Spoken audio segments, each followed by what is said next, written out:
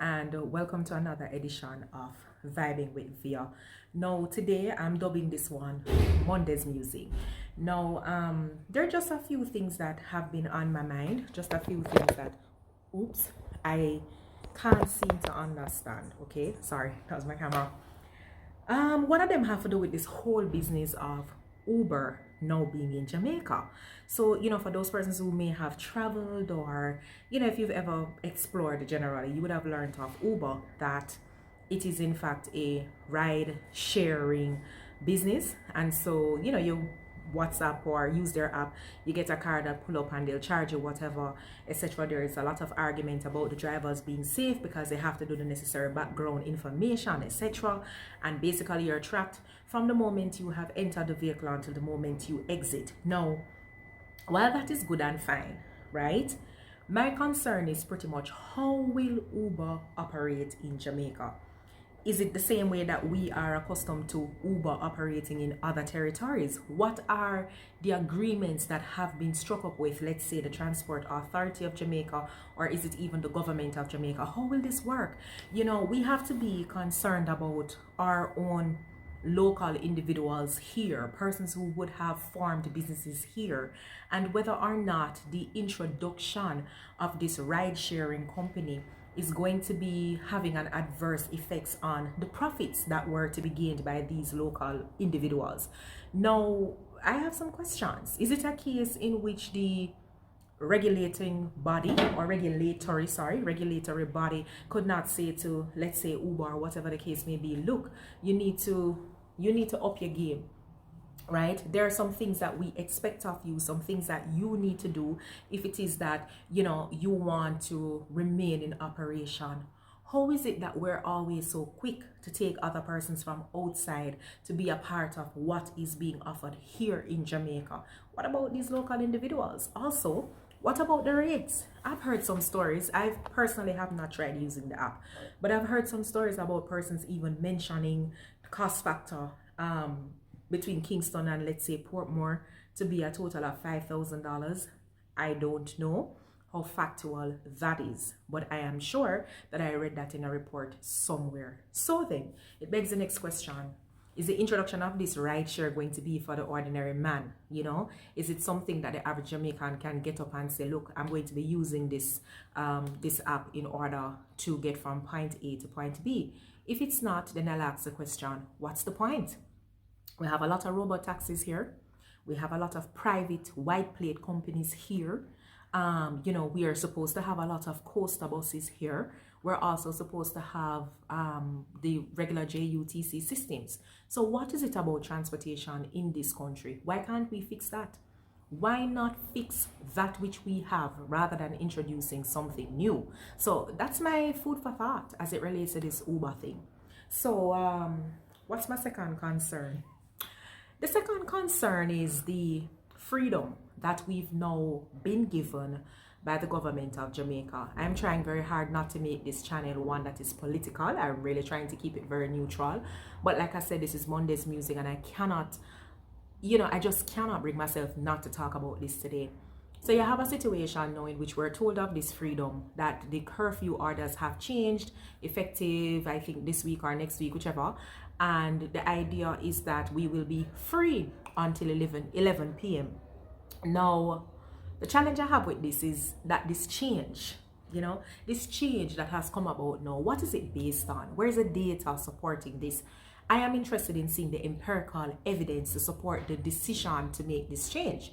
Now, granted, am I happy that there is somewhat of a change? Yes, I am.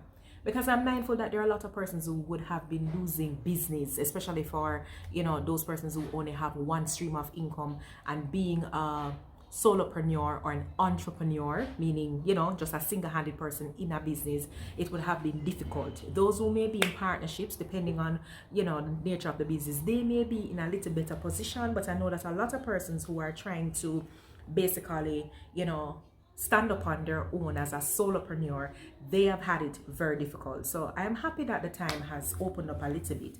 And besides, it makes me wonder, is it a case in which Corona now has decided that it will only attack between the hours of 11 p.m. and 4:59 the following morning? Just some things to think about. But Is there a catch to this freedom? If I am to go by what I would have seen the last time, the movements by the government, I would be of the opinion that there is an election that is on the rise, perhaps a local government election. Interestingly enough, just yesterday being Sunday, what's wrong with these strings? I just can't with them. But interestingly enough, yesterday being Sunday, in my community, there were those men who were dressed in black representing the leading party who were issuing care packages, you know. And I remember overhearing one of them actually say to another one, no, don't give person X over there, so not because that person have a vote for we. Is this a case of vote buying? When are we going to get to a stage where we understand that people should actually have the right to choose whichever political party they believe should lead them? Why buy votes though, if that is what this is? And at the same time, how double standard? It's okay for you to be campaigning, because that's what I'm calling this, campaigning way before the time of an election, even though we're told that, you know, nothing like that. We don't need to look towards an election happening until about X time or Y time. Like, when will we get to a stage where there's just a lot of transparency in our actions? You know, I need to know, and I think Jamaica needs to know, the system badness, we're kind of tired of it, you know, tired of the system badness, tired of the autocratic democracy. I've never heard of that type of ruling structure, leadership structure, or political structure, but fastly it would seem as though that is what Jamaica is becoming. And yeah, I have a problem with that, you know. The third thing on my agenda, and I kid you not, this is perhaps the most important thing for me at this stage of the game. It's another C, and it's not Corona, but it's a C where them call crime. Now, this I guess is directed to the government, because if you are the ruling party, despite the fact that crime is everybody's business, if you are the ruling party, whether you be JLP, PNP, or no P, the bottom line is that the expectation is that there ought to be a crime plan that is coming forward from our government electives. Now, people, just a little way for educate you in case you never know, the government is not the government, we are. The people who are eligible to vote and vote, they are the government, okay? But everybody else who is in there, they're your representatives, because you put them in there. That's what happens in a democracy. Likewise, you can take them out. So when people always say the government and the government and the government, is a term that we're using loosely, but please be reminded that you, the people, you are the government. But let's come back now to our representatives. I have a problem. Every single day that I watch the news, or I come on YouTube, or, you know, I read the newspaper, or even just traversing about my daily life, you hear somebody else say something, another one dead, another one robbed, another one shot, another burglary, another rape, another abduction.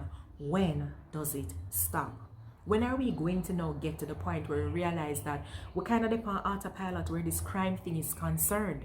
Are we waiting for it to get on our very own doorsteps before we recognize the importance of trying to find strategies that are going to work?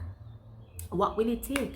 Because how can we as citizens who are working towards achieving Vision 2030 live in present day Jamaica now and act as though we're safe? Nobody is safe. Nobody is safe. Women are not safe. Children are not safe. Men are not safe. The elderly are not safe. Youth not safe. I'm at my wit's end. I am totally frustrated with what is going on in Jamaica now. And the bottom line is that I believe we're not able to come up with a crime plan simply because there's just way too much corruption in this country. And I dare say, you know, and nobody can challenge me on this, because the truth have to talk up. This level of corruption that I speak of is not just among us. It's not just at the micro level, but evidently it is taking place at the macro level. We see it playing out in the media every day. This one arrested for stealing this money. This one never do this. This one was supposed to do that. This one never do. We see it playing out. But who in that leadership position, be it government, electives, or opposition, who will it take to get up and start talk up the right talk to ensure that there are some changes here? I honestly believe that if we don't get our acts together very soon, Jamaica is going to be ranked right at the bottom of the pool as it relates to a place that people should really want to work, live, and do business. So come on, Jamaica, we need to get this right.